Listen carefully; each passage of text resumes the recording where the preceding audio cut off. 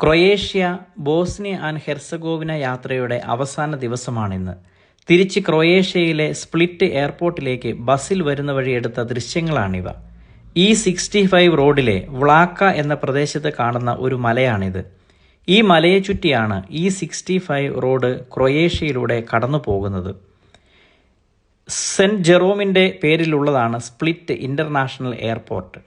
വളരെ ചെറുതും എന്നാൽ അതിമനോഹരമായി നിർമ്മിച്ചിട്ടുള്ളതും വളരെയധികം വൃത്തിയുള്ളതും അധികം തിരക്കില്ലാത്തതുമായ ഒരു എയർപോർട്ട് ആണ് സ്പ്ലിറ്റ് എയർപോർട്ട്.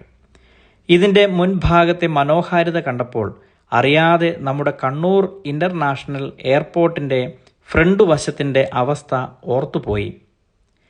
രാത്രിയിൽ സ്പ്ലിറ്റിൻ്റെ ആകാശവീക്ഷണം അതിമനോഹരമാണ്. അഡ്രിയാറ്റിക് കടലിൻ്റെ രണ്ടു വശത്താണ് ക്രൊയേഷ്യയും ഇറ്റലിയും.